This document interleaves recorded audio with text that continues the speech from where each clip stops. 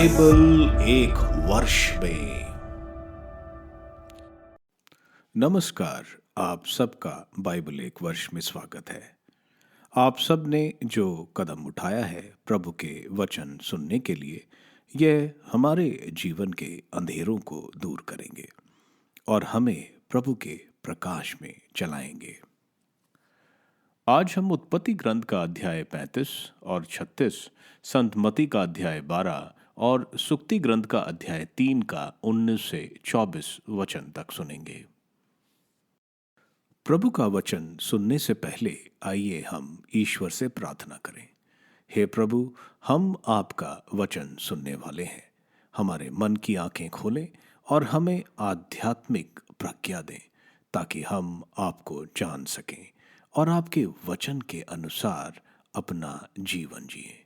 यह हम मांगते हैं आपसे प्रभु यीशु के नाम, आमीन। उत्पत्ति ग्रंथ अध्याय 35। याकूब बेतल में।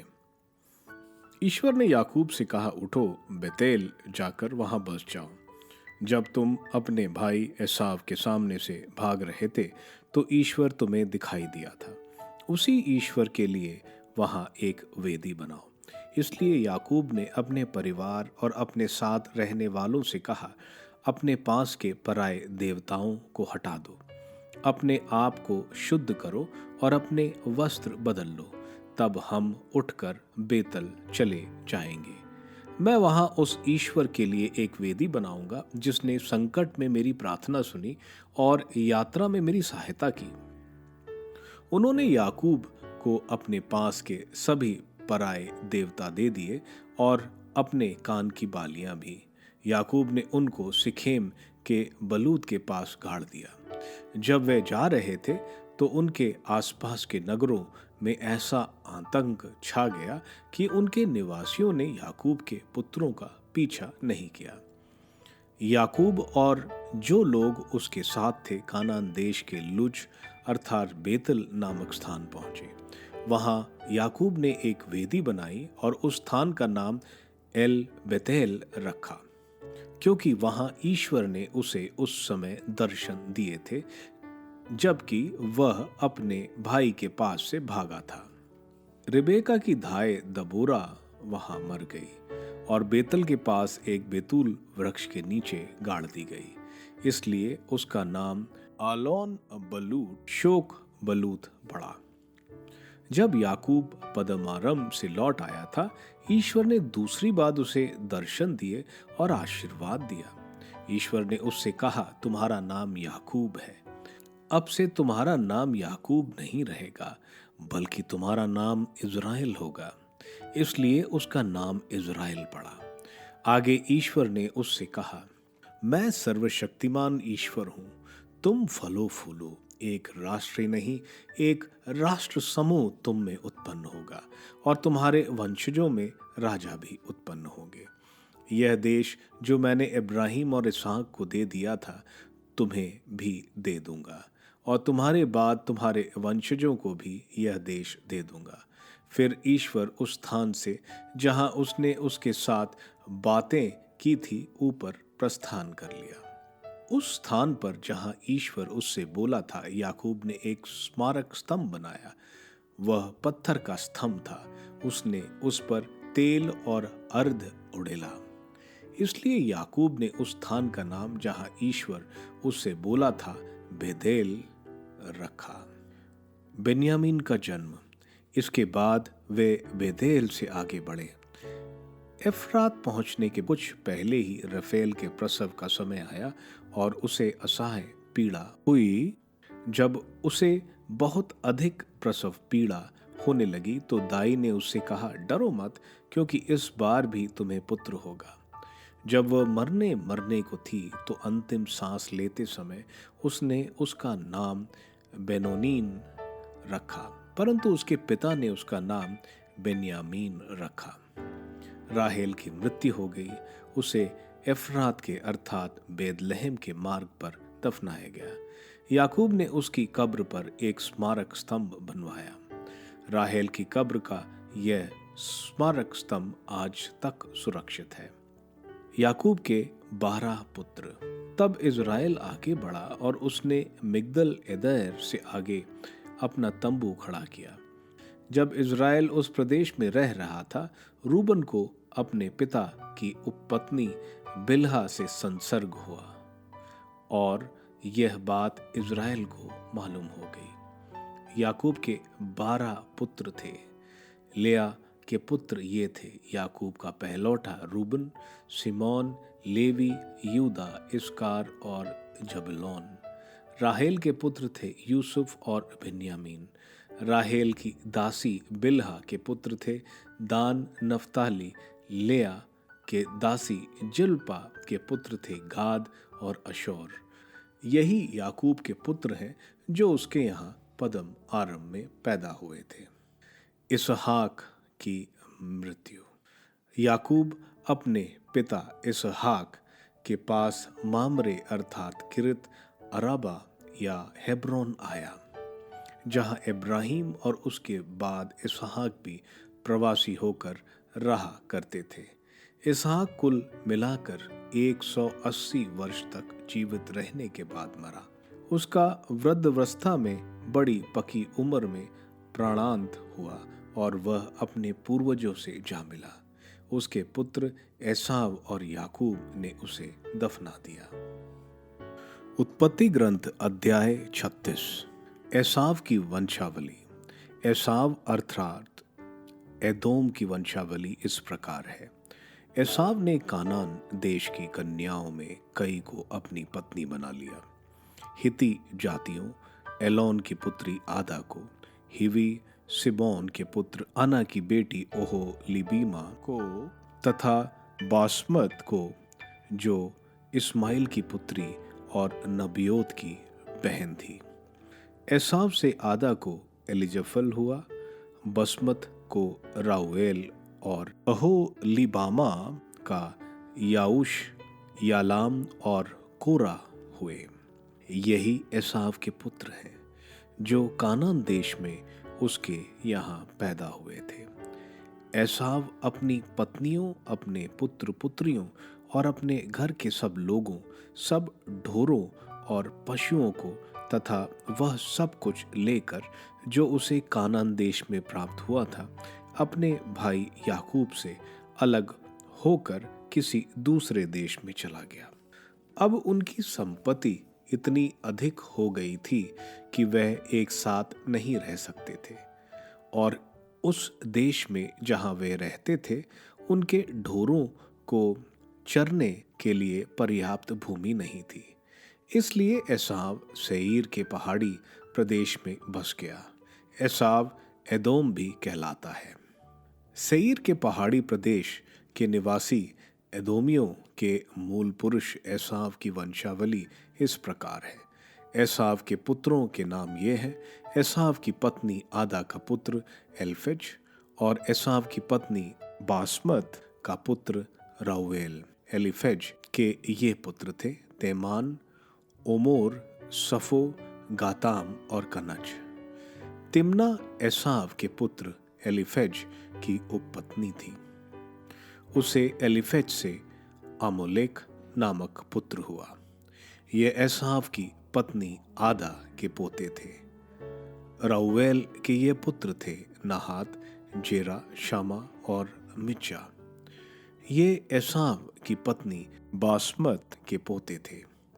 एसाव की पत्नी अहोबिलीमा के, जो सिबोन की पोती और अन्ना की पुत्री थी, यह पुत्र थे जो उसे एसाव से उत्पन्न हुए थे: याऊश, यालाम और कोरा।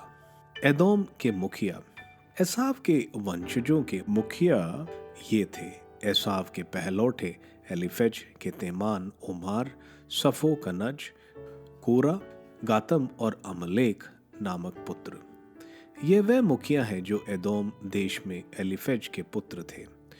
ये आदा के पोते थे।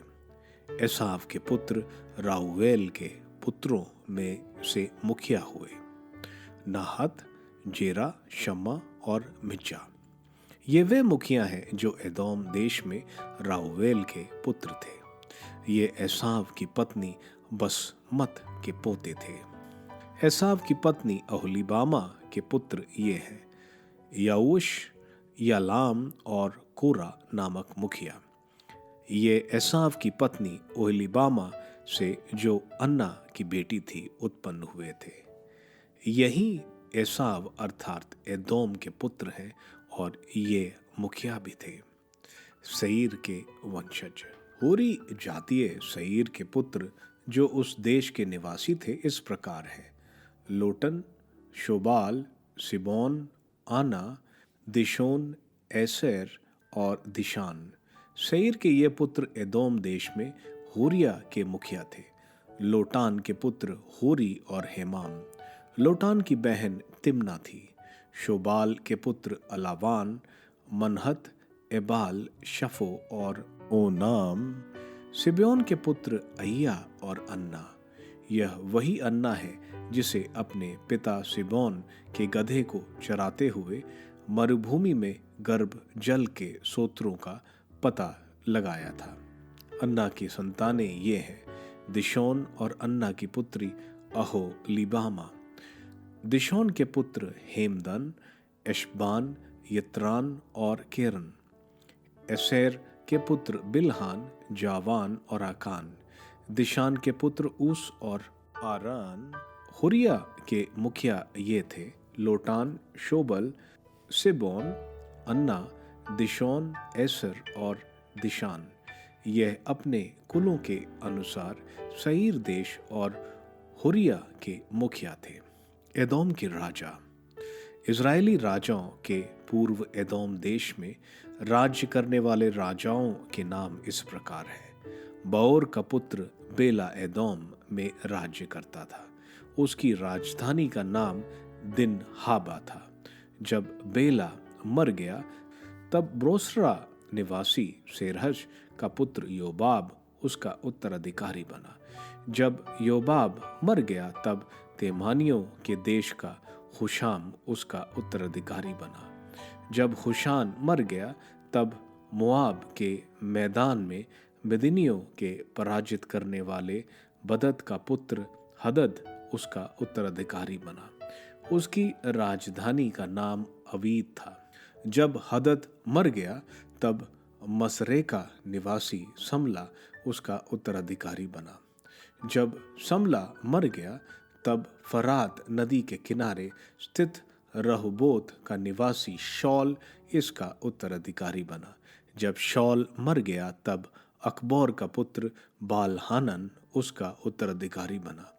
जब अकबोर को पुत्र बालहानन मर गया तब हदाद उसका उत्तराधिकारी बना। उसकी राजधानी का नाम पाहु था। उसकी पत्नी का नाम मेहट बहल था। वह मेझाव की मेट्रेद की बेटी थी। एसाव के वंशजों के मुखियाओं के नाम उनके कुलों और निवास स्थानों के नामों के अनुसार ये थे: मुखिया तिम्ना, अल्वा, यतेत, ओहोलीबामा, एला, पिनोन, कनज, तेमान, मिबसार, मगदिएल और इराम। यही है एदोम के मुखिया अपने अपने निवास स्थानों के अनुसार, जिन्हें उन्होंने उस देश में अपने अधिकार में ले लिया था। यही एदामियों के मूल पुरुष एसाव की वंशावली है। संत मती का अध्याय 12। विश्राम के दिन बालें तोड़ना। ईसा किसी विश्राम के दिन गेहूं की खेती से होकर जा रहे थे। उनके शिष्यों को भूख लगी और वे बालें तोड़ तोड़ कर खाने लगे। यह देखकर फरीसियों ने ईसा से कहा, देखिए, जो काम विश्राम के दिन मना है आपके शिष्य वही कर रहे हैं। ईसा ने उनसे कहा, क्या तुम लोगों ने यह नहीं पढ़ा कि जब दाऊद और उनकी साथियों को भूख लगी तो दाऊद ने क्या किया था? उन्होंने ईश मंदिर में जाकर भेंट की रोटियां खाईं। याजकों को छोड़ ना तो उन्हें खाने की आज्ञा थी और ना उनके साथियों को। अथवा क्या तुम लोगों ने संहिता में ये नहीं पढ़ा कि याजक विश्राम के दिन का नियम तोड़ते तो हैं पर दोषी नहीं होते। मैं तुमसे कहता हूं, यहां वह है जो मंदिर से भी महान है। मैं बलिदान नहीं बल्कि दया चाहता हूं। यदि तुम लोगों ने इसका अर्थ समझ लिया होता तो निर्दोषों को दोषी नहीं ठहराया होता, क्योंकि मानव पुत्र विश्राम के दिन का स्वामी है। सूखे हाथ वाला। वहां से आगे बढ़ने पर ईसा उनके सभागृह गए। वहां एक मनुष्य था जिसका हाथ सूख गया था। ईसा पर दोष लगाने के लिए लोगों ने उनसे यह पूछा, क्या विश्राम के दिन चंगा करने की आज्ञा है? ईसा ने उनसे कहा, यदि तुम्हारे एक ही भेड़ हो और वह विश्राम के दिन गड्ढे में गिर जाए तो तुम लोगों में ऐसा कौन होगा जो उसे पकड़कर निकाल नहीं लेगा? मनुष्य तो भेड़ से कहीं बढ़कर है। इसलिए विश्राम के दिन भलाई करने की आज्ञा है। तब उन्होंने उस मनुष्य से कहा, अपना हाथ बढ़ाओ। उसने अपना हाथ बढ़ाया और वह दूसरे हाथ की तरह अच्छा हो गया। इस पर फरीसियों ने बाहर निकलकर ईसा के विरुद्ध यह परामर्श किया कि हम किस तरह उनका सर्वनाश करें। ईसा यह जानकर वहां से चले गए। मसीह की नम्रता। बहुत से लोग ईसा के पीछे हो लिए। वे सबको चंगा करते थे, किंतु साथ साथ यह चेतावनी देते थे कि तुम लोग मेरे नाम नहीं फैलाओ। इसी प्रकार नबी ईसाइयाह का यह कथन पूरा हुआ, यह मेरा सेवक है, इसे मैंने चुना है। मेरा परम प्रिय है, मैं इस पर अति प्रसन्न हूं।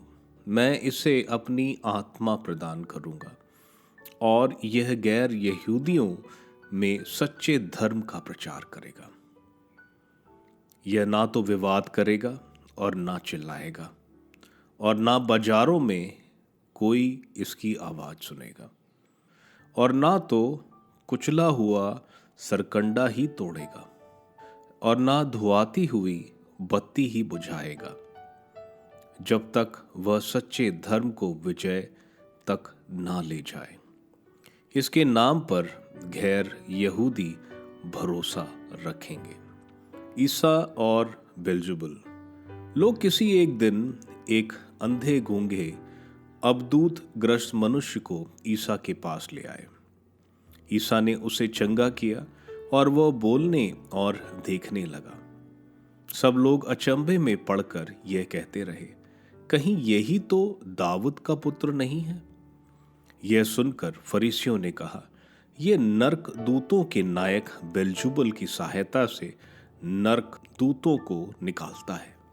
ईसा ने उनके विचार जानकर उनसे कहा, जिस राज्य में फूट पड़ गई है वह उजड़ जाता है, और जिस नगर या घर में फूट पड़ गई है वह टिक नहीं सकता। यदि शैतान ही शैतान को निकालता है तो उसके यहां फूट पड़ गई है, तब उसका राज्य कैसे टिका रहेगा? और यदि मैं बेल्ज़ेबुल की सहायता से नरक दूतों को निकालता हूं तो तुम्हारे बेटे किसकी सहायता से उन्हें निकालते हैं? इसलिए वे तुम लोगों का न्याय करेंगे। परंतु यदि मैं ईश्वर के आत्मा की सहायता से नरक दूतों को निकालता हूं तो निसंदेह ईश्वर का राज्य तुम्हारे बीच आ गया है। फिर कौन किसी बलवान के घर में घुसकर उसका सामान लूट सकता है, जब तक वह उस बलवान को ना बांध ले? उसके बाद ही वह उसका घर लूट सकता है। जो मेरे साथ नहीं है वह मेरा विरोधी है, और जो मेरे साथ नहीं बटोरता वह बिखेरता है। पवित्र आत्मा के विरुद्ध पाप। इसलिए मैं तुम लोगों से कहता हूं, मनुष्यों को हर तरह के पाप और ईश निंदा की भी क्षमा मिल जाएगी, परंतु पवित्र आत्मा की निंदा की क्षमा नहीं मिलेगी।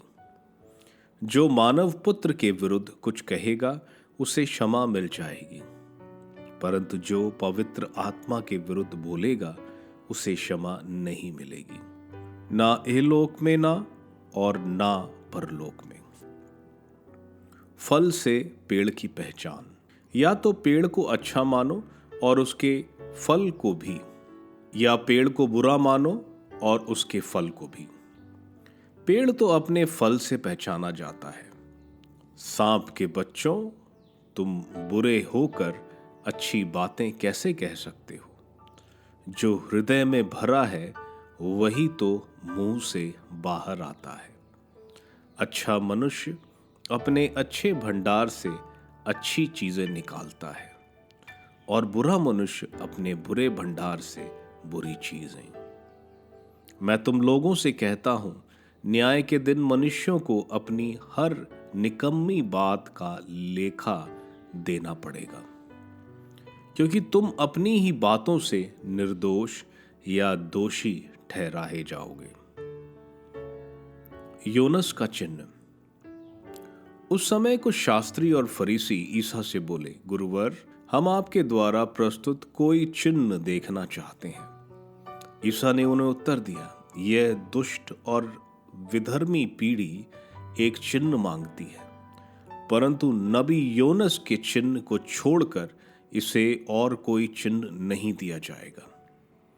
जिस प्रकार योनस 3 दिन और 3 रात मत्स्य के पेट में रहा, उसी प्रकार मानव पुत्र भी 3 दिन और 3 रात पृथ्वी के गर्भ में रहेगा।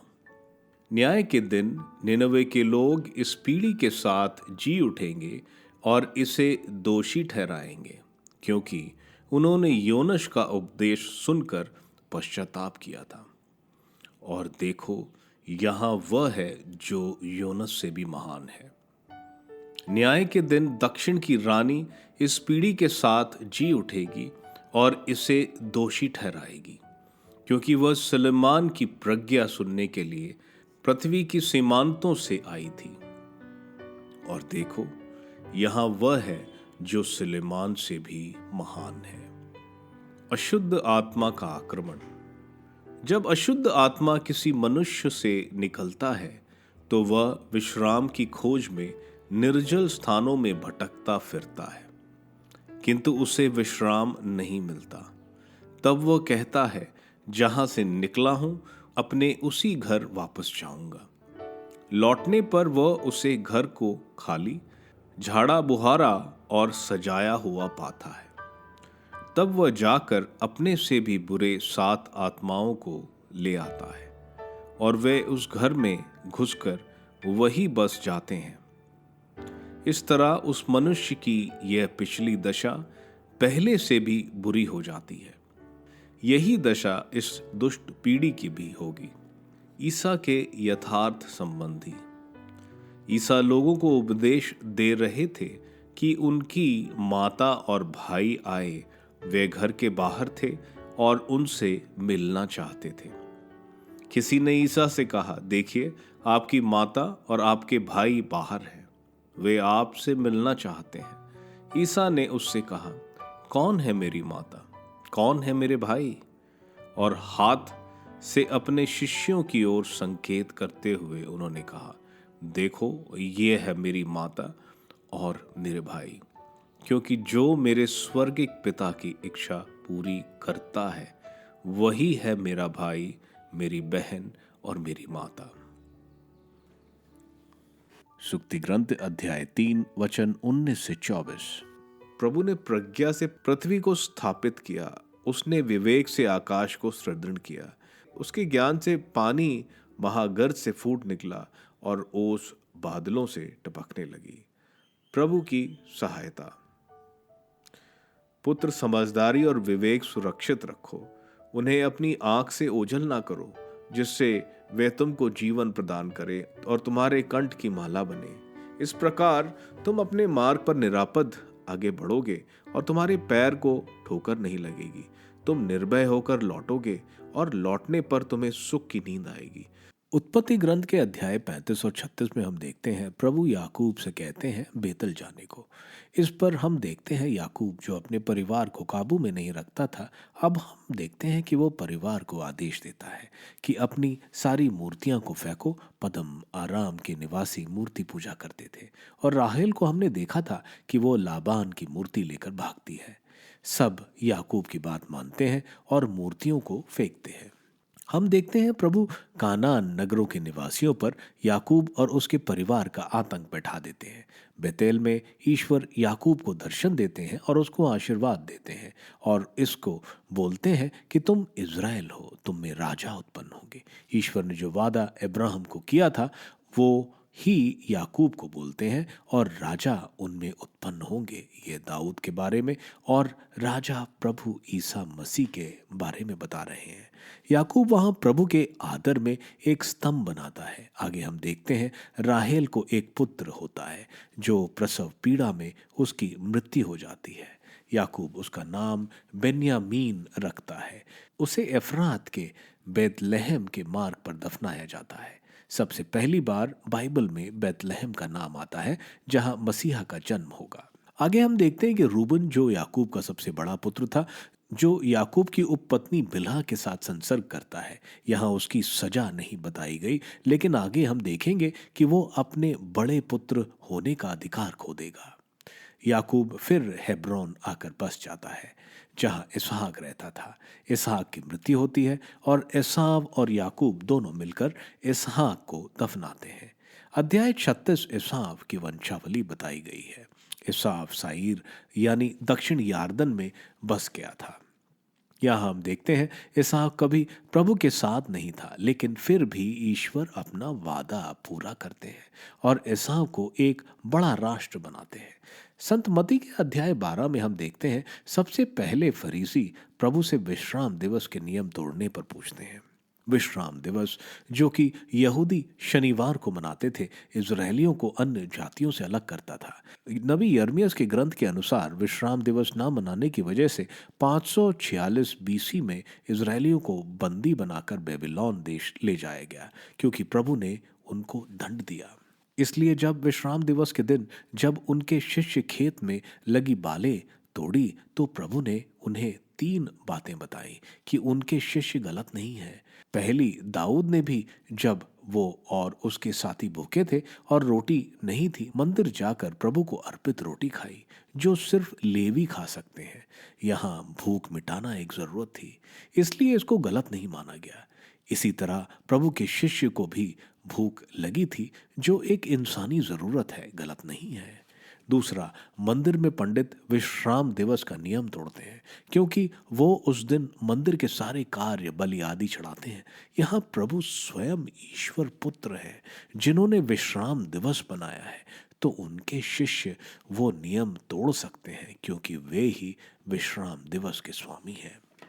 इसके बाद हम देखते हैं फरीसी एक व्यक्ति जिसका हाथ सूखा था आगे बढ़ाते हैं ताकि प्रभु उसको चंगा करे और प्रभु को वो दोषी कहे। प्रभु उसको चंगा करते हैं और कहते हैं कि विश्राम दिवस पर जब तुम अपनी जानवरों की रक्षा करते हो तो यह मनुष्य तो उनसे काफी ऊंचे दर्जे का है। हम लोगों को भी विश्राम दिवस जो रविवार को प्रभु के साथ और दान धर्म के कार्य में बिताना चाहिए। आगे हम देखते हैं संत मती ईसाइयाह के ग्रंथ का कथन कहते हैं प्रभु में पूरा होता है। उसको दिखा रहे हैं कैसे वो अपना लक्ष्य नम्रता विपत्तियों के बावजूद पूरा करते हैं और कैसे अन्य जातियां उन पर आसरा रखेंगी। आगे हम देखते हैं फरीसी प्रभु पर आरोप लगाते हैं कि प्रभु शैतान की ताकत से शैतान को निकालते हैं। प्रभु बहुत अच्छी तरह से समझाते हैं कोई राज्य अपने खिलाफ आक्रमण नहीं करता, अगर करता है तो राज्य टूट जाएगा। आगे प्रभु बोलते हैं जो पवित्र आत्मा की निंदा करेगा उसको माफ नहीं किया जाएगा। यहाँ फरीसी ने बोला कि प्रभु ये चमत्कार कर रहे हैं वे शैतानी ताकत से कर रहे हैं, यानी वे पवित्र आत्मा की ताकत को गलत शक्ति बोल रहे हैं, इसलिए वह क्षमा नहीं किए जाएंगे। आगे प्रभु अब फरीसियों पर आरोप लगाते हैं कि एक अच्छा पेड़ अच्छे फल से पहचाना जाता है। प्रभु के अच्छे कार्य अच्छे वृक्ष को दर्शाता है, और फरीसी जो पवित्र आत्मा को गलत बोलते हैं अच्छे फल नहीं पैदा कर रहे हैं। इसलिए प्रभु उनको शैतान के टोली का बोलते हैं। प्रभु आगे बोलते हैं, हृदय से ही गलत बात मुंह से निकलती है। जो भी गलत बात बोली जाएगी उसका हिसाब देना पड़ेगा। फरीसी फिर प्रभु से चिन्ह मांगते हैं कि वह ही मसीहा है। प्रभु ने जो इतने चमत्कार, चंगाई, अशुद्ध आत्माओं को निकालना, मृतकों को जिंदा किया, लेकिन वे विश्वास करना नहीं चाहते।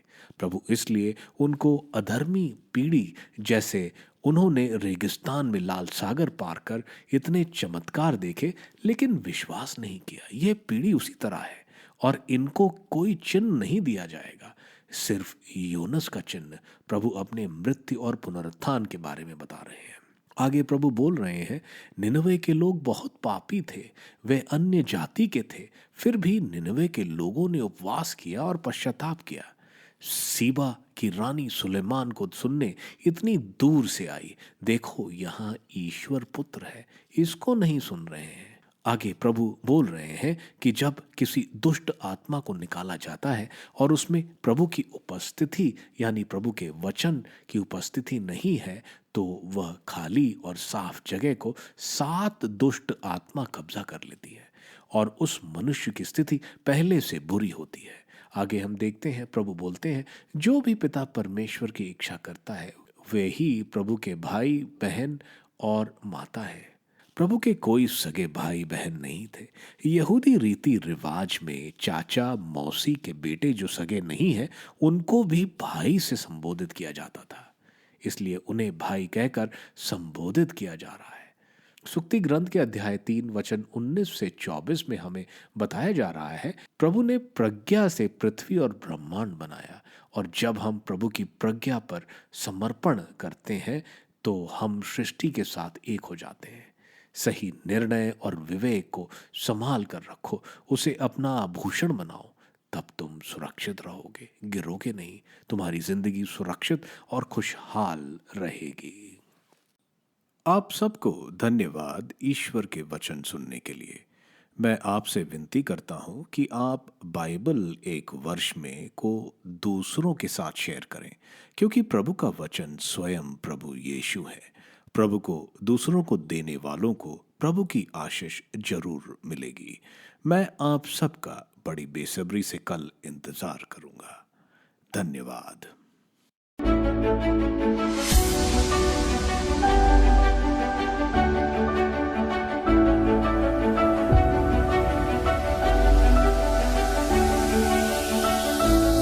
बाइबल एक वर्ष में